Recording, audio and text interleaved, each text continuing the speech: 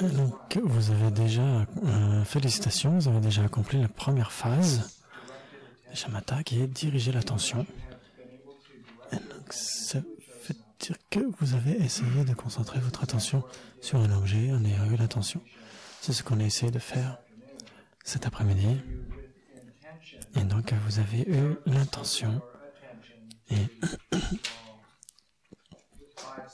vous avez essayé de réduire votre attention aux consciences sensorielles et ensuite au son et ensuite aux sensations tactiles. Et depuis les sensations tactiles, vous êtes passé au souffle. Et donc ce soir, on va essayer de continuer avec une rapidité et en utilisant différentes techniques. L'une des techniques de méditation la plus connue de toutes les techniques, c'est la méditation sur le souffle, en se focalisant sur le bout du nez.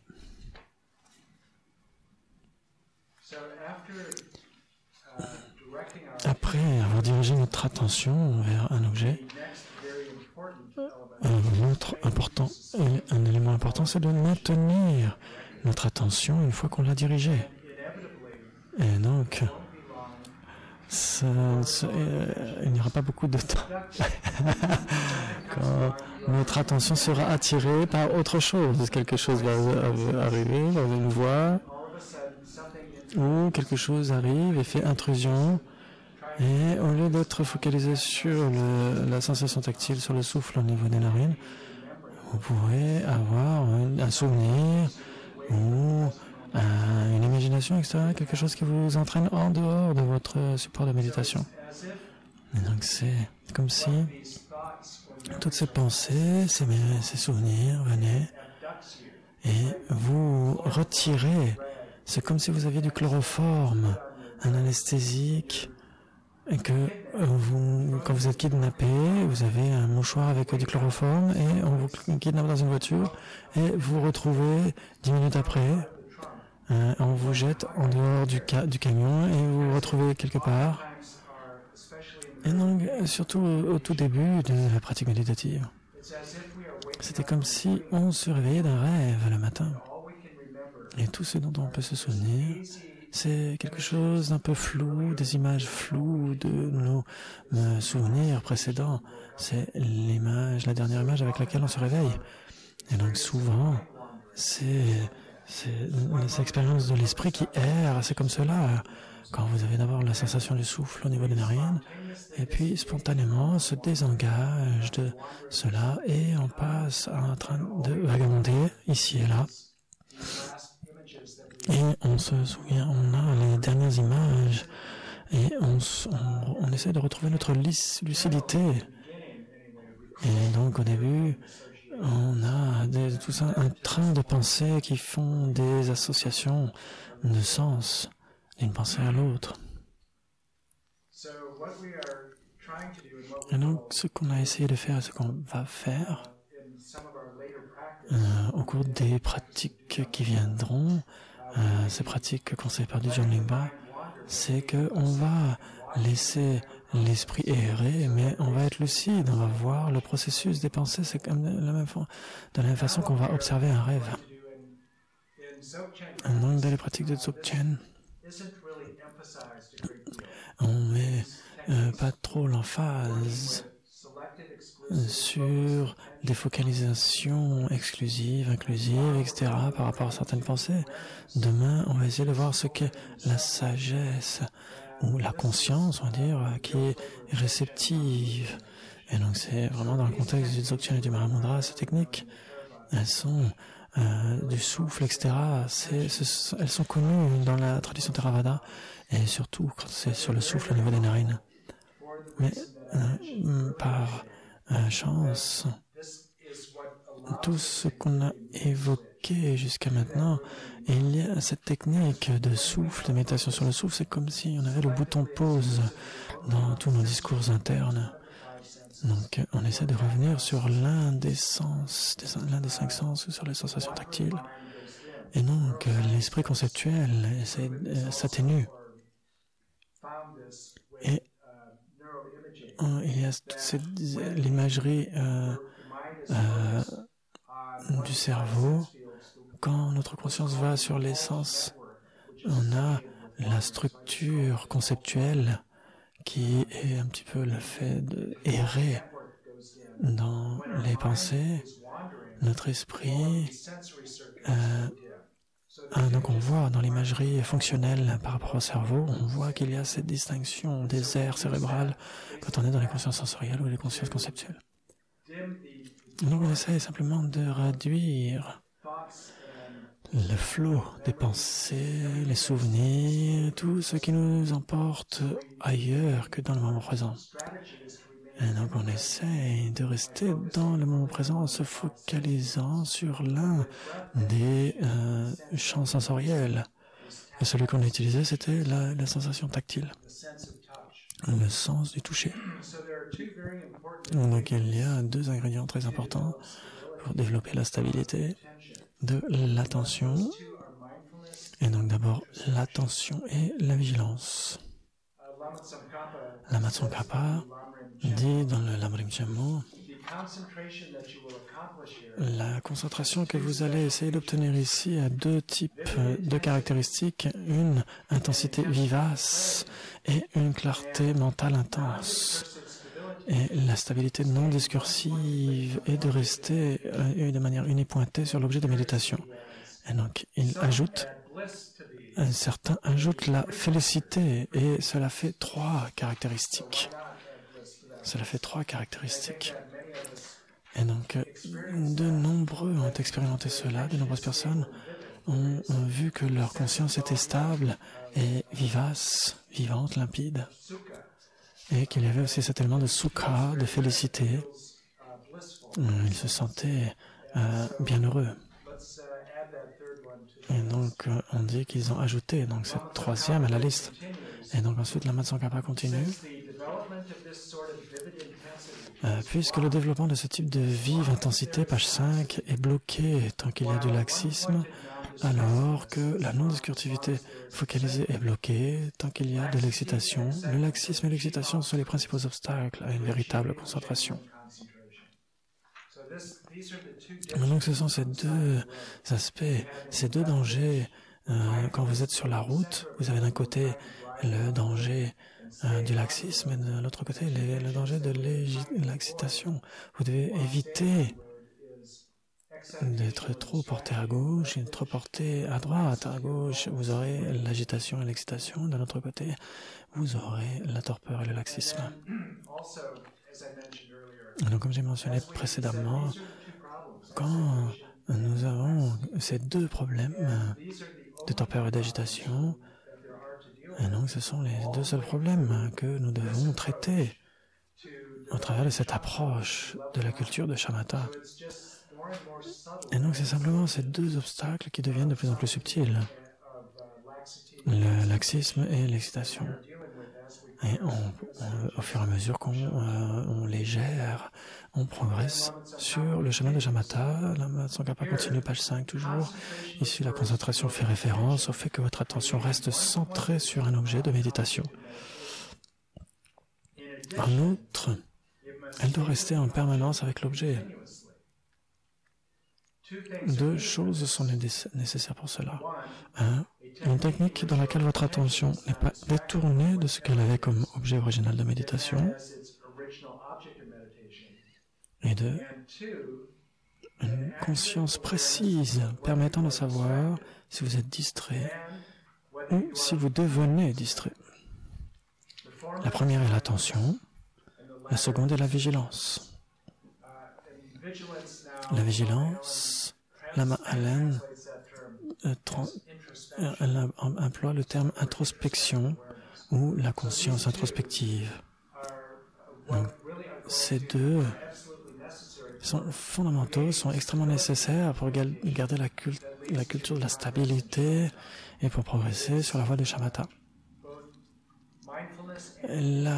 L'attention et la vigilance, donc, on se concentrera sur la vigilance à partir de demain. C'est l'une des sessions. Et donc ici, il suffit simplement de dire que l'introspection ou la vigilance et l'attention doivent travailler de pair. Si vous essayez d'employer l'attention sans la vigilance, vous allez errer rapidement, vous allez stagner dans votre processus de méditation. Maintenant, on essaie de cultiver la vigilance aussi, c'est ce qu'on verra demain. Donc vous pourriez dire dans le contexte que l'attention focalisée sur le souffle, on pourrait dire que mindfulness en anglais, ça pourrait être quelque chose de différent que la conscience. Mais en fait, là, le moment d'attention présent qui est continuellement engagé vers son objet, sans l'oublier. Et donc de nombreuses définitions classiques.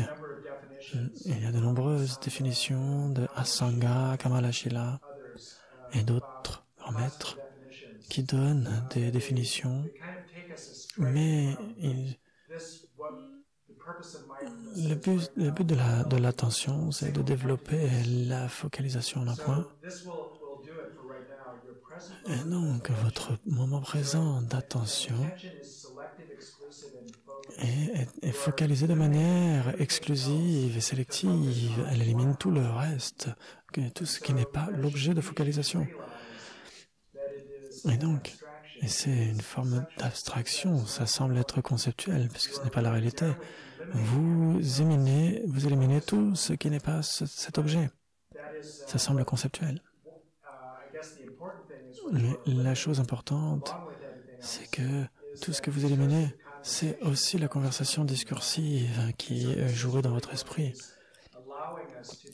Et donc, en faisant cela, ça vous permet de développer la focalisation en un point, au moins au début. Et puis, donc, pourquoi qu'est-ce qui se passe quand je vous dis d'observer le souffle dans ce contexte? Ça veut dire qu'on suit le souffle. On ne le regarde pas, bien sûr, avec les yeux, on ne visualise pas. Il y a certaines pratiques tantriques, des pratiques de purification. Vous visualisez véritablement l'air entrer dans votre corps et quitter votre corps comme de la fumée, comme du souffle pur, etc. On ne fait pas cela, on ne visualise pas. Pour observer le souffle, ça veut dire que vous demeurez continuellement engagé avec la sensation tactile du souffle. Et donc, on va donc choisir où se focaliser cette attention. Et il y a des alternatives classiques. Au niveau en Birmanie, c'est la sensation tactile au niveau de l'abdomen. C'est la voie entière de Shamatha en Birmanie. Et donc, vous observez votre diaphragme qui va de haut en bas, etc., votre abdomen qui se gonfle, qui se dégonfle, etc. Et donc, c'est décrit comme étant une sensation extrêmement grossière, parce que le mouvement est très facile à trouver. On peut vraiment le remarquer. Donc, demain, je ne vais pas guider cette méditation, mais demain, dans vos pratiques individuelles, vous pouvez faire simplement cela. Placez votre attention sur la sensation tactile, peut-être pendant demain, au cours d'une méditation guidée, on essaiera de le faire. Et donc c'est simplement facile à le faire, parce que cela permet de régler l'excitation grossière. Vous essayez de choisir un objet facile à trouver, un objet qui peut facilement engager votre attention. Parce que là, vous voyez simplement votre abdomen qui va en haut et en bas, etc.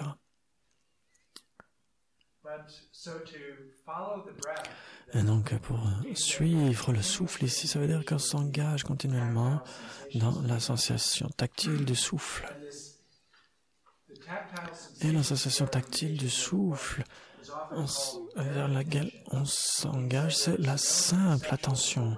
Il n'y a pas de couche conceptuelle. Il n'y a pas de cognition conceptuelle du souffle. C'est juste une simple impression tactile. C'est juste une sensation tactile. De la même façon que le Bouddha a décrit dans son sutra célèbre, qui est le Bāya,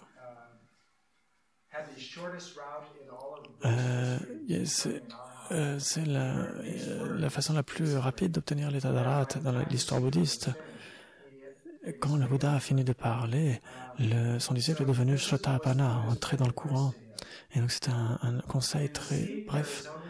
Et il a dit, dans le voir, il n'y a que le voir, dans l'entendu, il n'y a que l'entendu. Dans le ressenti, il n'y a que le ressenti. Dans le perçu mentalement, il n'y a que le perçu mentalement. Et donc dans ces consciences principales, il y a juste cet élément simple. On ne le laisse pas être combiné ou mixé avec autre chose. Et donc dans le ressenti, il n'y a que le ressenti. On suit la sensation tactile au travers des 3 moyens d'isolement. C'est ce qui est connu comme par le grand maître Buddha Ghosa au 7e siècle dans la tradition théravadine, qui dit la façon dont on reste continuellement engagé avec les 4 méthodes d'isolation, c'est qu'on commence par par l'inspire, le début de l'inspire, le milieu de l'inspire, le troisième segment de l'inspire, le 4e segment de l'inspire. Et donc c'est comme si c'est comme le moment où vous avez la marée haute et la marée. Quand la marée recommence à redescendre, il y a un moment où c'est plat en fait, où il n'y a pas de marée, il n'y a pas de mouvement. Donc on essaie de demeurer continuellement engagé avec la sensation tactile du souffle, quand il n'y a plus de mouvement du souffle. Ça, c'est un défi. Parce que la distraction aime le vide. Ça prend un tout petit vide pour que la distraction vienne à l'intérieur. Une petite faille et ça y est, la distraction arrive. Vous êtes déjà parti ailleurs. Et donc pour éliminer cette distraction, il faut continuellement s'engager. C'est la clé. C'est l'engagement continu dans les 4 moments de l'inspire, les 4 moments de l'expire. Donc c'est pas l'isolation, c'est l'expire et l'inspire en fait, j'ai mal compris tout à l'heure. Donc dans les pratiques Mahamudra et Dzogchen, c'est mettre l'emphase sur l'importance de la détente, de la relaxation. Parce que plus on est détendu, moins il y a de saisie et de crispation. Et c'est surtout les crispations de l'identification de soi, la saisie par rapport aux résultats de ce type de méditation, qu'est-ce qu'on peut en obtenir, etc., etc. Donc la clé, c'est de commencer avec la détente. Et donc c'est la pratique d'établir le corps dans son état naturel avec lequel on commence. Ce n'est pas que de la relaxation, parce qu'on se relaxe à chaque fois qu'on va dormir. Donc la clé ici, Lama Alan dit qu'il y a 3 axes d'équilibre. Il faut d'abord se relaxer profondément, sans perdre la clarté que vous avez obtenue, avec laquelle vous commencez la méditation, Et donc, ce qu'on a commencé hier, on doit cesser le lien qu'on fait habituellement entre la relaxation et s'endormir. Parce que la plupart du temps, c'est la seule façon dont on se relaxe profondément. À la fin de la journée, quand on met la tête sur l'oreiller, et donc on prie Dieu de s'endormir le plus rapidement possible. Et donc on essaie de scinder cette association qu'on fait généralement entre la relaxation et l'engourdissement. Et donc c'est une attention anormale. C'est une compétence qu'on doit essayer d'obtenir. Comment est-ce qu'on entre dans le flow, cet état dont parle la psychologie positive pour les grands athlètes, les musiciens, les virtuoses, qui ont des états très anormaux. Ils sont extrêmement relaxés, mais brillamment clairs. Parce que la relaxation seule ne suffit pas pour ces grands virtuoses, quel que soit leur domaine. Ils ont besoin de clarté. Et donc si vous êtes extrêmement anxieux ou en colère, vous avez une grande clarté, mais vous n'êtes pas relaxé, puisque vous ne pouvez pas effectuer votre performance. Donc vous avez besoin de l'attention qui est détendue, qui est en même temps extrêmement détendue et incroyablement claire.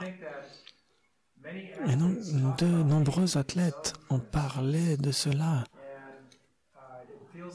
Et donc c'est comme un état, quand ils essaient de le décrire, ils savent comment, quand ils sont dans cet état, différents types de performances qu'ils peuvent effectuer, mais il y a de nombreuses personnes qui ne savent pas faire cela.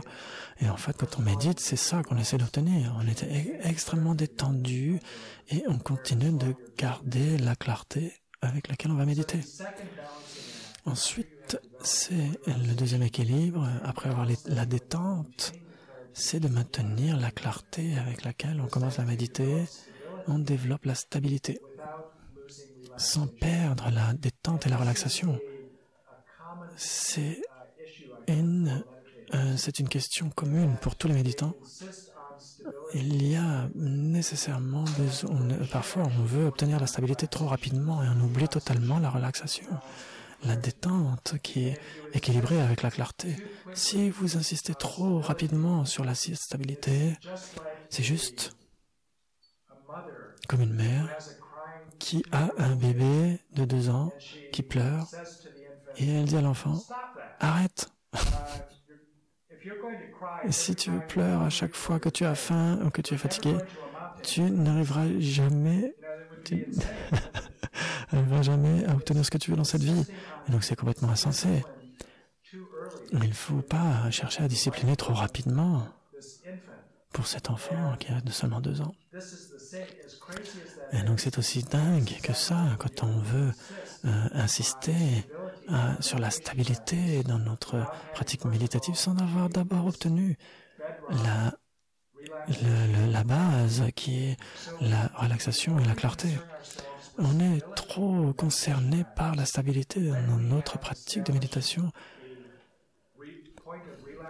Et donc, quand on essaye d'avoir la détente et la clarté, celles-ci, quand elles ne peuvent plus être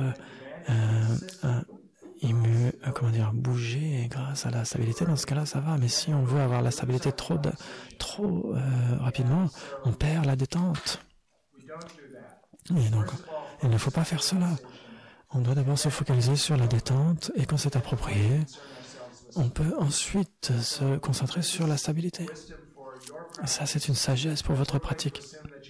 Et donc, on va essayer d'assumer le fait que vous avez déjà cela pour vous, que vous avez déjà essayé de faire en sorte de cultiver la détente d'abord. C'est ce que j'assume, c'est ce que j'essaie de garder à l'esprit.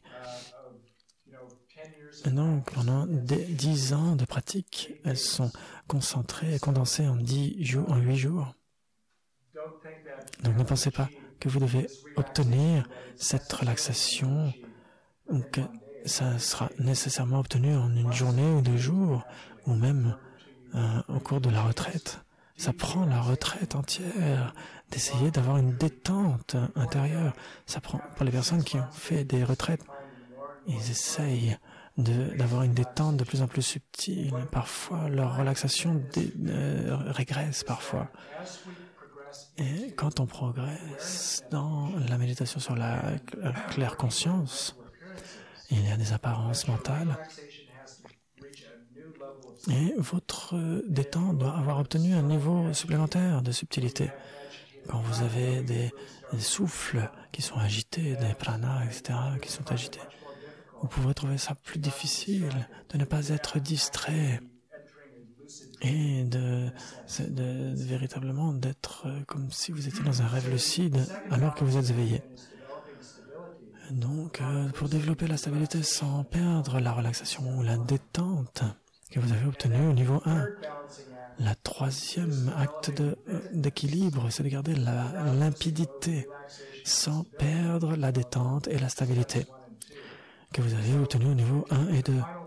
Et donc, la combinaison finale de ces actes d'équilibrage, c'est que vous avez une détente extrêmement stable et extrêmement vivace, extrêmement limpide.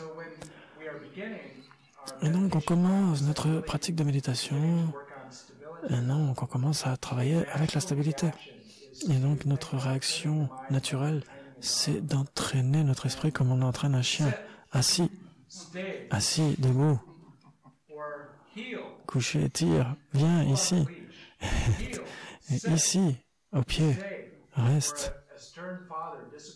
Ou comme un enfant, un père extrêmement strict qui dit à ses enfants, vous allez la fermer, les gamins.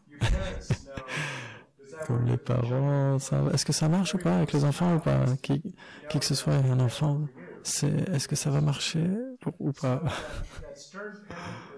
Et donc, ça ne marche tout simplement pas. Il faut commencer par la détente, la relaxation. L'une des façons de le faire, c'est une façon extrêmement importante. Un autre élément, la dernière fois, ce qu'on a fait, c'est d'établir le corps dans son état naturel, puis la parole dans son état naturel. L'état naturel de la parole, hier soir, j'ai dit que c'était le silence sans effort. Un autre élément de la parole naturelle, dans son état naturel, c'est quand le souffle est installé dans son rythme naturel. Et donc, c'est très important quand on fait la méditation sur le souffle, surtout dans les pratiques dzogchen, c'est de quitter tout contrôle par rapport au souffle. Parfois, on a des approches différentes par rapport à cela, d'une tradition à l'autre. Mes premiers enseignants sur la méditation disent par exemple dans les traditions du yoga où on essaie d'égaliser l'inspire et l'expire. Et dans les traditions du yoga, il y a les 5 types de rythme cardiaque. Et donc, ça doit être 5 pouls cardiaques pour l'inspire et 5 pour l'expire. Et donc, c'est ce qu'on appelle le pranayama dans la tradition du yoga. Et donc, c'est extrêmement contrôlé de manière stricte le souffle parce que vous avez une idée conceptuelle. Ce souffle doit s'égaliser avec celui-ci. Et d'autres traditions, par exemple dans le shivaïsme cachemérien, on essaie d'étendre l'expire. C'est 2 pouls de plus que l'inspire. Ces pratiques de pranayama, de rétention du souffle. Et donc c'est l'opposé de ce que nous faisons ici dans ces pratiques. Ici, quand on installe la parole dans son état naturel, c'est simplement laisser le souffle dans son rythme naturel. On abandonne tout type de contrôle du souffle. On se rend tout simplement au rythme du souffle. Et donc, c'est comme si on abandonnait l'idée que l'ego puisse contrôler tout. Et donc, on a une idée par rapport à quel type de souffle est meilleur que l'autre. Je préférerais que mon souffle soit égalisé, les inspire, les expire. Je préférerais que mon expire soit plus long que mon inspire. Et donc, on abandonne ce type de contrôle. Et ce qui advient, on découvre ce qu'est véritablement le souffle. On découvre la réalité de ce moment présent du souffle sans le contrôler. Et quand on a une idée conceptuelle de ce que devrait être le souffle, on sait déjà ce qu'il est. Donc, de cette manière, on n'a pas besoin d'être engagé continuellement en cela. Et alors que quand on abandonne le contrôle sur le souffle, on est capable, on est réceptif, on s'engage dans ces 2 qualités qui font que le souffle est un objet excellent pour développer la focalisation. Pourquoi ça a été si couronné de succès par toutes ces années dans les traditions bouddhistes? Pourquoi est-ce que c'est recommandé comme étant le meilleur des objets à choisir quand votre prédominance, c'est la discursivité? Donc, j'ai mentionné le Mahasiddha Maitreya qui a dit qu'il y a 3 types de shamatha. L'un focalisé sur les signes, ça veut dire un objet. Et Padmasambhava, dans la libération naturelle, dit que vous commencez véritablement votre méditation, toute votre carrière, en vous focalisant sur un signe. Mais ce signe, c'est un bâton ou une pierre. Vous avez donc un objet et vous l'observez. Et sans distraction, pour le temps que vous le souhaitez. Et il continue en disant, faites cela pour une journée. Et ensuite, essayez de vous en débarrasser rapidement. Parce que quel avantage a le souffle sur une pierre ou un bout de bois? C'est que le souffle a 2 attributs très bons. Le premier, c'est la continuité entre les souffles de ce cycle d'inspire et d'expire à ce cycle d'inspire et d'expire. C'est le même objet. Donc votre vigilance peut vous dire, si vous êtes toujours focalisé de manière appropriée sur cet objet choisi, ou si vous êtes parti dans la distraction et que vous êtes parti sur un objet que vous n'avez pas choisi. Et donc le souffle est plus ou moins le même, il y a une continuité d'un cycle à l'autre. C'est ce qui permet à l'introspection ou la vigilance de vous dire si vous avez un nouvel objet ou un autre objet qui a attiré votre attention. Et donc, bien sûr, un bout de bois ou une pierre ont aussi une constance, mais ils sont trop constants. Et donc, c'est l'ennemi de la clarté, c'est le fait d'être ennuyé. C'est l'ennui. L'ennui, par exemple, vous allez chercher à appréhender un autre objet qui est beaucoup plus attrayant que simplement ce caillou, ce bout de bois. Et donc, l'une des qualités excellentes du souffle, c'est que non seulement d'un cycle à l'autre il est similaire, mais chaque souffle est aussi différent. Il y a une dynamique, il y a une vie. Et donc au début de l'inspire est différent du milieu de l'inspire, et c'est différent de la fin de l'inspire est différent de l'expire. Et donc comme il y a un changement constant, c'est un processus dynamique qui vous permet d'être engagé de manière limpide. Et grâce à cela, quand vous abandonnez tout type de contrôle sur le souffle, vous serez surpris par le souffle. Parfois, le souffle sera bref, parfois il sera plus long, parfois il va être plus,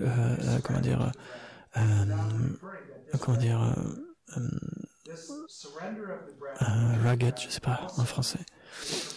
Et donc, c'est pour essayer de nous préparer. Quand on entre dans la voie montrée par Dudjom Limpa, où on essaye de prendre l'esprit lui-même, les apparences de l'esprit comme objet de méditation. Et donc, si vous préférez un objet, une apparence mentale, vous pourriez avoir une forme de crispation parfois. Et donc, vous devez rendre aussi tout contrôle par rapport à tel ou tel type d'apparence mentale. Vous devez avoir une impartialité par rapport à toutes ces apparences, pas choisir une apparence plutôt qu'une autre. Une apparence plaisante, par exemple, au lieu des apparences déplaisantes. Et donc,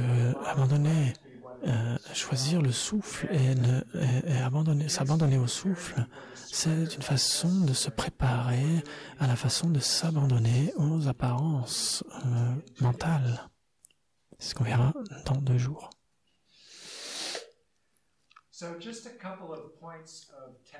Donc il y a juste quelques points de technique de manière brève. La clé pour la stabilité, c'est l'expire. Et la clé de la limpidité, c'est l'inspire. Et donc, quand vous suivez la course de l'expire, il y a une relaxation naturelle associée à l'expire. en termes médicaux, c'est ce qu'on appelle quelque chose de vagal. C'est le nerf vagal qui est associé à cela, qui est stimulé et détendu. Et donc dans le système nerveux. Donc des recherches médicales ont trouvé que il y a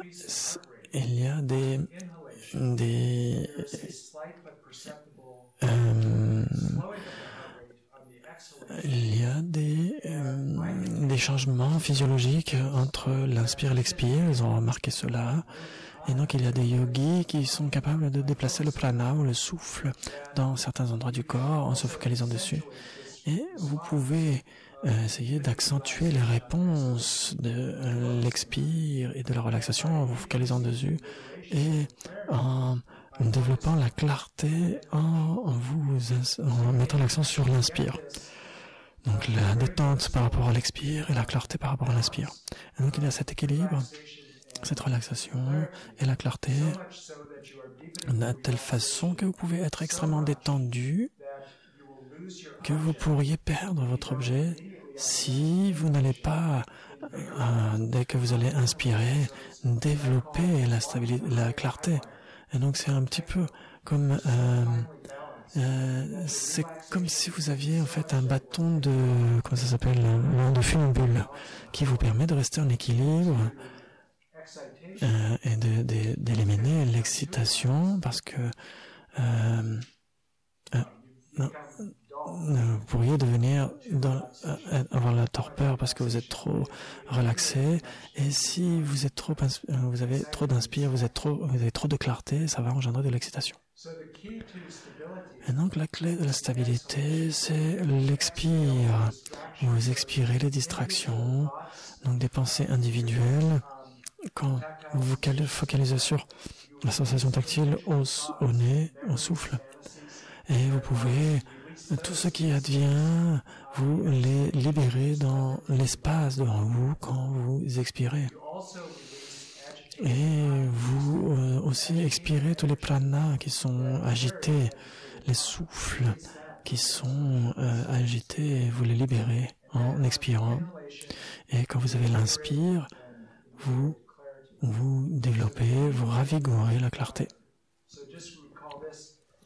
On appelle cela la technique clé de la stabilité et de la détente avec l'expire. Et donc ce que je vais proposer, c'est que vous ne perdrez jamais votre objet de méditation avec l'inspire. Et donc ce sera toujours ce qui va arriver, c'est que quand vous allez vous relaxer, et donc vous pourriez perdre votre engagement dans l'objet si vous expirez trop et que vous mettez trop l'accent là-dessus.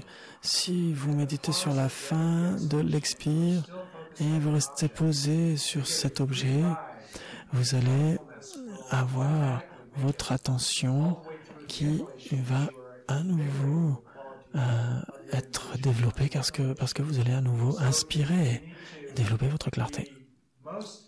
Et donc, il faut être vraiment conscient de la possibilité de perdre l'objet. En général, c'est surtout quand on est dans l'expire. Et donc, ce que j'ai découvert dans ma propre pratique, et donc j'ai enseigné cela pendant plusieurs années maintenant, et les gens ont répondu en effet que il y a des développements cruciaux dans leur pratique. C'est le pouvoir de l'intention dont on a parlé ce matin. Tsongkhapa en a parlé, le pouvoir de l'intention. Quand vous formulez une intention, vous dites à ce moment, le pouvoir de l'intention va influer le contenu des mentales qui va suivre. Et donc, avec votre objet de concentration intentionnel, donc essayez d'employer l'intention. Et donc, quand vous inspirez, vous générez votre intention. Et l'intention, c'est de rester de manière engagée de manière continue vis-à-vis de la sensation du souffle pendant tout le temps de l'expire jusqu'à sa pause, jusqu'au moment de pause entre l'expire et l'inspire. C'est ce que vous devez faire. Vous n'avez pas besoin de formuler les mots. En fait, vous ne formulez pas les mots. Vous développez simplement l'intention. Elle peut être sans mots. Vous pouvez simplement lever votre main en levant votre intention. Tout ce que vous faites, il y a l'intention, mais vous n'avez pas besoin de dire des mots pour cela. Vous avez l'intention instinctive qui sont dans une seule activité. L'intention, c'est le facteur mental qui va diriger l'esprit, orienter l'esprit. Donc ici, vous avez l'intention, vous essayez de vous souvenir de l'intention, de rester continuellement engagé avec la sensation tactile au niveau du souffle, jusqu'à la pause, à la fin de l'expiration. Donc, quand pendant l'expire, vous pouvez perdre l'objet, vous avez la pause à la fin de l'expire, vous laissez libre cours à votre inspire où vous pouvez à nouveau retrouver votre intention. Vous rafraîchissez votre intention. Et donc la plupart des gens disent, quand vous vous souvenez, ou intentionnellement vous vous souvenez de votre intention dans cette pause avant l'expire, vous avez la garantie qu'au cours de l'expire, vous allez être engagé jusqu'à la fin de cet expire, jusqu'au moment où il y a la pause avant l'inspire. Et donc, pour l'attention, c'est un truc, en fait, c'est d'essayer de se souvenir de l'intention. Pour garder l'attention, on essaie de se souvenir de l'intention. De maintenir cette attention, justement. Et donc, quand vous faites cela, vous avez 10 cycles d'engagement mentaux continuels et vous pouvez ressentir une certaine stabilité. Et donc, vous pouvez faire cela pendant 24 minutes, par exemple. Quand vous avez accédé à ce point où vous êtes simplement en mode de croisière, et donc vous avez développé l'intention, vous vous souvenez de l'intention. Mais dès que vous reconnaissez que vous avez été distrait à nouveau, vous revenez à vous souvenir de l'intention.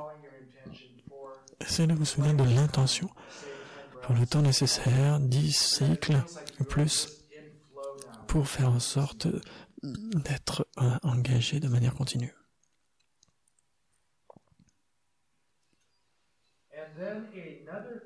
Une autre clé pour développer la stabilité, surtout quand on progresse du niveau 3 de Shamatha au niveau 4, et donc vous ne perdez plus l'objet. Au niveau 3, vous avez 50% du temps où vous êtes sur l'objet, 51% du temps. Il y a le placement répété, ne dure pas,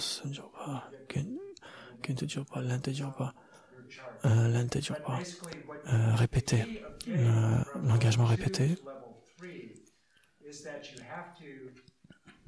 Au niveau 3, vous devez reconnaître que vous étiez désengagé de plus en plus rapidement, parce qu'au niveau 2, vous restez peut-être 1 minute de temps en temps. Au niveau 3, vous avez 51% du temps où vous êtes sur le support, sur le sujet, l'objet de concentration. Et ensuite, pour faire cela, pour expérimenter ce qu'on appelle franchir les intervalles, en fait, vous pouvez revenir facilement sur l'objet parce que c'est comme si vous rebootiez vous remettez tout à zéro. Vous êtes en mode de croisière et vous avez suffisamment de temps pour immédiatement vous engager sur l'objet. Vous reconnaissez rapidement le fait que vous aviez. Donc le numéro 3, c'est l'attention répétée normalement, le placement répété. Et 4, c'est le placement proche.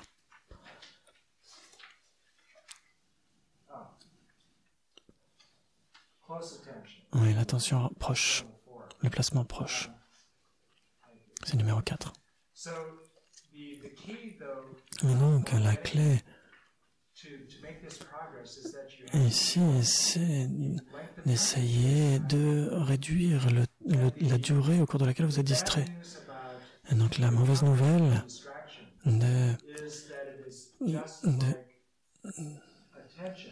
c'est comme l'intention, c'est que vous avez des processus inconscients. Et donc, vous ne pouvez pas faire en sorte de vous souvenir comment dire, vous ne pouvez pas faire en sorte de vous désengager de la distraction plus rapidement, mais au moins vous pouvez influencer votre esprit pour cela. Vous pouvez, pendant 5 minutes, vous pouvez essayer de gérer cette distraction plus rapidement en reconnaissant les premiers moments de distraction. Et donc, la seule façon de réduire ces moments de distraction, c'est d'employer la vigilance pour reconnaître le fait que vous avez été distrait. Et donc, ça veut dire que vous allez vous en rendre compte plus rapidement à chaque fois, grâce à la vigilance. Vous allez reconnaître que vous étiez distrait. Et donc, le moment où vous vous rendez compte que vous étiez distrait, c'est comme quand vous étiez en rêve et que vous vous réveillez. Vous dites, tiens, je devais me concentrer sur le souffle et en fait, je suis en train de penser à danser la salsa. Et donc, vous devez essayer de réduire la durée au cours de laquelle vous êtes distrait. C'est la réaction que vous devez avoir quand vous vous rendez compte que vous avez été distrait. C'est encapsulé par ce que Alan dit, moi j'appelle les 4 A. Donc j'ai ajouté un autre élément, d'autres enseignants, et je pense que c'est important. Et la plupart des gens disent que c'est en effet, cela a changé leur méditation, la joie à pratiquer la méditation. Donc le premier A,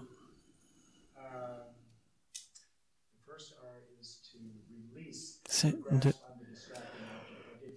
de relâcher la crispation qu'on a par rapport à l'autre objet de concentration, celui qu'on n'a pas choisi, l'objet de distraction en fait. Donc selon mon expérience, c'est que j'ai trouvé le sens de cela quand on travaille avec les apparences mentales, quand vous relâchez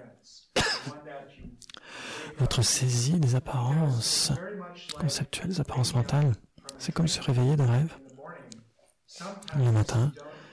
Parfois, vous ne voulez pas vous réveiller. Et parfois, la distraction devient extrêmement attirante. Et vous devez reconnaître que vous avez été distrait, mais vous n'avez pas forcément relâché votre crispation sur la distraction, sur l'objet de la distraction. Vous devez d'abord essayer de décrisper votre esprit par rapport à l'objet de distraction. Le second, c'est se réjouir, d'être heureux. Vous devriez prendre un moment pour ressentir le plaisir, de ressentir la félicité, sukha, le bien-être. C'est très important. Parce que c'est un antidote à ce qui pourrait être une réaction qui se dit « Ah, c'est pas vrai.